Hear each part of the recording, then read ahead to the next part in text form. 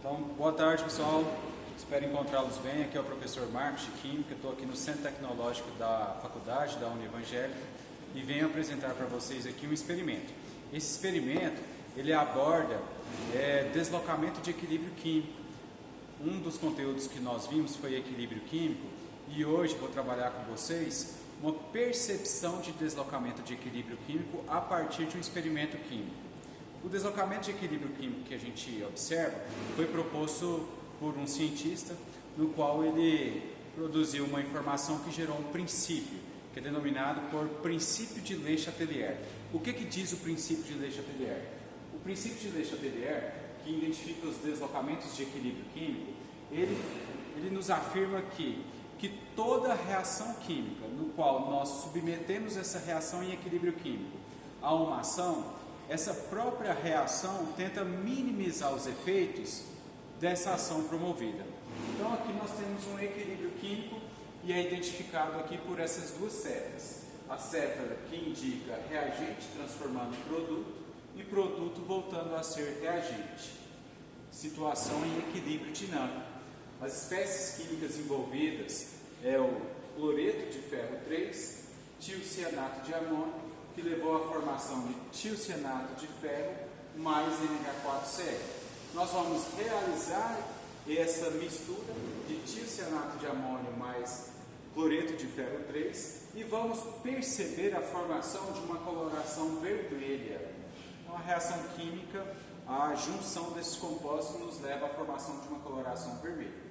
E nós vamos provocar uma ação nesse sistema em equilíbrio químico. Essa ação que a gente vai promover é a adição de reagente ou de produto. E como que nós podemos perceber o deslocamento de equilíbrio químico? Porque a gente vai nitidamente observar uma coloração vermelho claro partindo por uma coloração mais vermelho escuro. Quando eu adiciono algo que está aqui do lado dos reagentes, para fazer com que essa constante de equilíbrio químico permaneça constante, um valor determinado, fixo, rapidamente o equilíbrio químico se desloca do lado oposto. Porque veja bem, se eu aumentar algo que está aqui no denominador, e para fazer com que esse número aqui permaneça constante, obviamente que o numerador tem que aumentar na mesma proporção.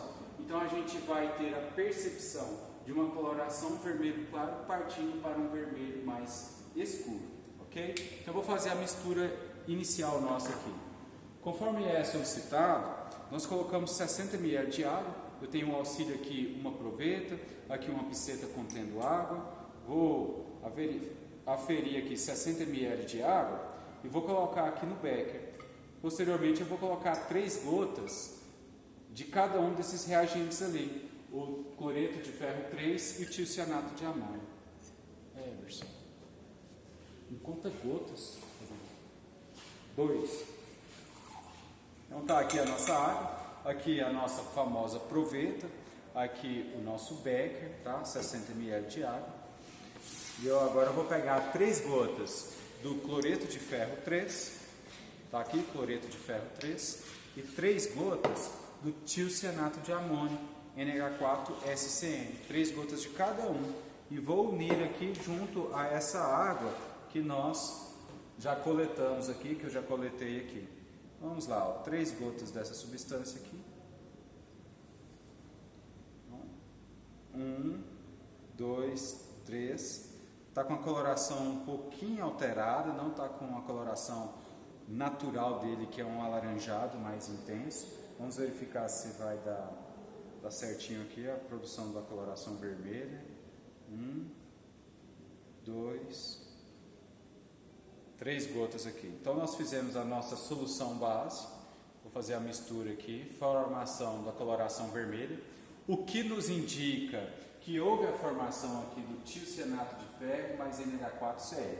Vamos perceber aqui a tonalidade desse vermelho. E aqui agora nós vamos promover uma ação de observação do deslocamento do equilíbrio químico. E vou pegar aqui um pouco dessa amostra, vou colocar aqui mais ou menos até a metade. Tá? Temos aqui essa coloração bastante nítida aí, de uma coloração vermelho claro. E vou colocar mais umas gotas de FeSL3, que nós iremos perceber é a formação de uma coloração vermelho mais intenso, que nos indica o deslocamento do equilíbrio químico para o lado oposto.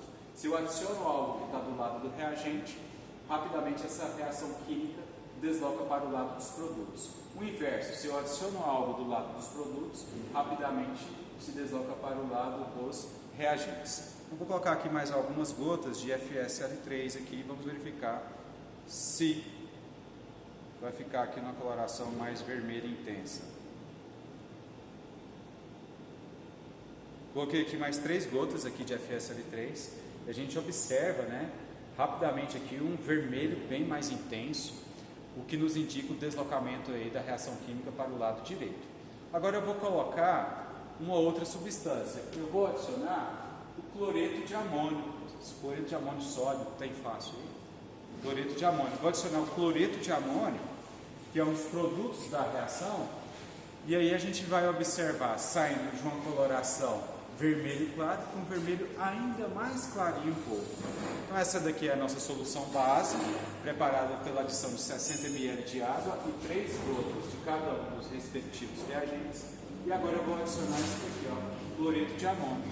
O cloreto de amônio, ele é um sal orgânico não, é um sal inorgânico, tá? Um cloreto, é um íon, Cl-, NH4+. A gente vai adicionar aqui cloreto de amônio, um pouquinho de cloreto de amônio. Obrigado. O Everson está aqui perto aqui comigo.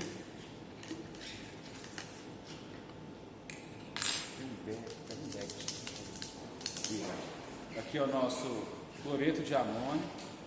Tá? Cloreto de amônio.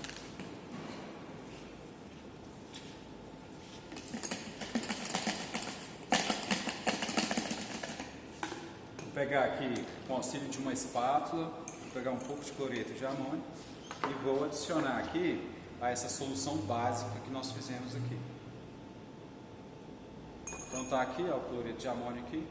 Então rapidamente, ó, provocou a formação de uma coloração mais clara. Esse daqui é um vermelho mais claro. Ao adicionar aqui NH4 SCE, nós observamos então o deslocamento do equilíbrio químico para o lado esquerdo, para o lado mais claro. Quando eu adicionei FeSL3, nós percebemos um deslocamento para o lado escuro, vermelho mais escuro. Ok, pessoal? Vamos lá, ó. Deslocamento de equilíbrio químico, comprovação aí do princípio de Le Chatelier. Pausa.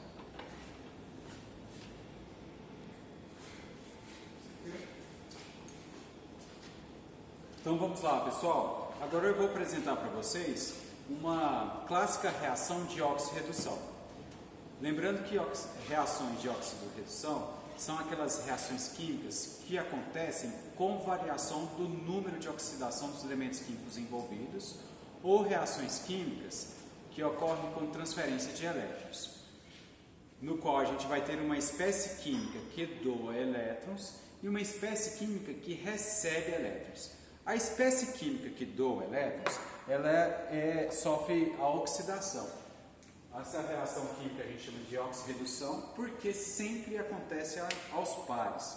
Se uma espécie química oxida, se ela doa elétron, é porque nós temos obrigatoriamente outra espécie química que vai receber elétrons. Isso não acontece de maneira isolada, sempre aos pares. Nesse caso aqui, eu peguei aqui como exemplo o zinco metálico.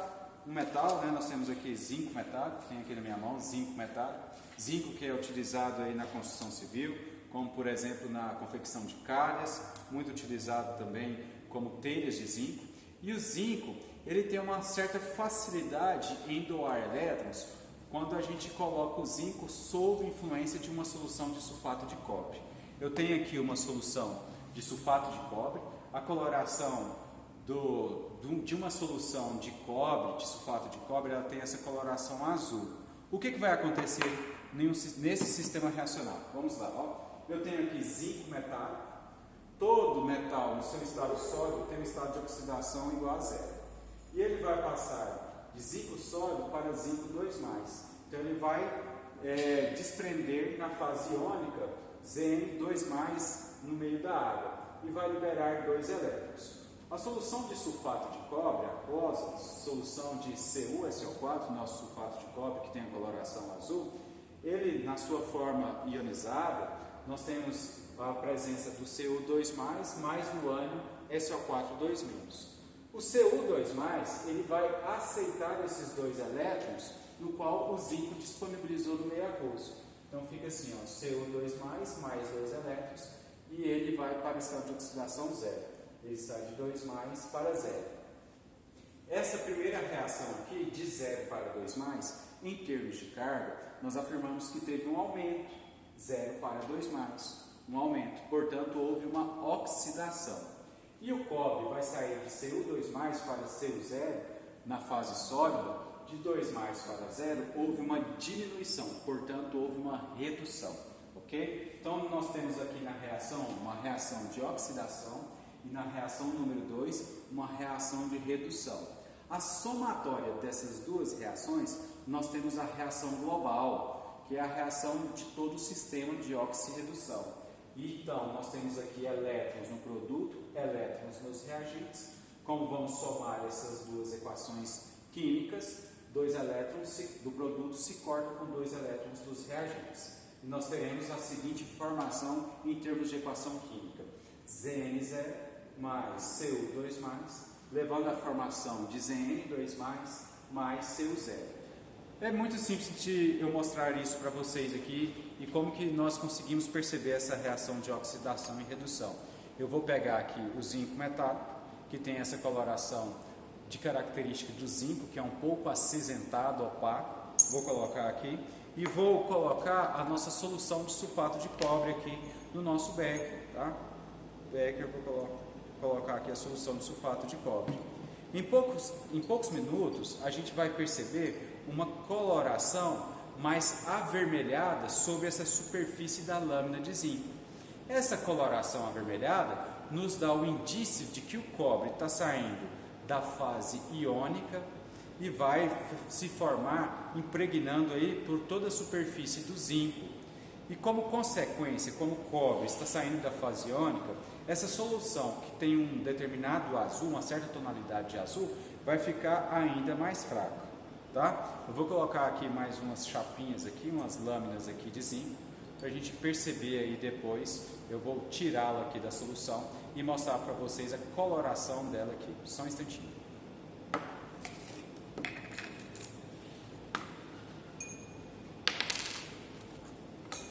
Então coloquei aqui mais umas chapinhas de zinco. A gente vai deixar essa reação química acontecer. Depois a gente vai retornar aqui. Eu vou apresentar para vocês aqui todo o cobre formado aqui na superfície da lâmina aqui de zinco. Ok?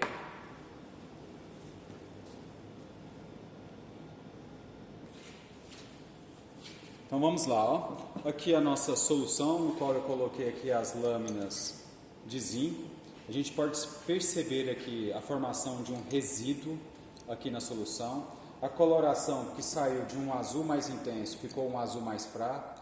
Significa que parte do cobre metálico do cobre iônico passou para a fase metálica, impregnando aqui a lâmina de zinco aqui.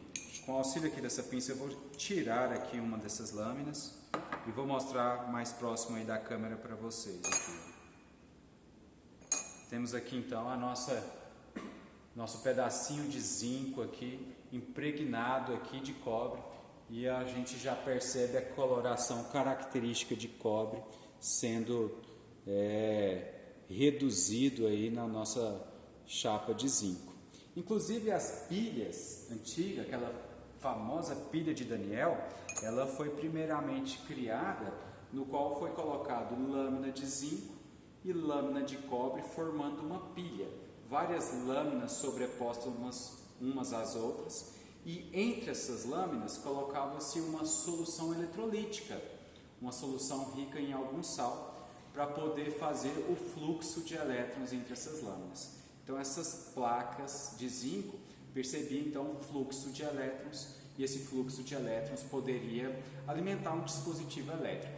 Com o passar do tempo, essas pilhas foram ficando mais tecnológicas, né? Então a gente não tem essas pilhas no qual a gente tem essas lâminas sobrepostas umas às outras. E o termo pilha, ele tem essa origem, que é a colocação de lâminas de diferentes metais que têm a facilidade em doar e receber elétrons, de forma com que a gente, colocando essa sobreposição de lâminas, promove a formação de uma pilha.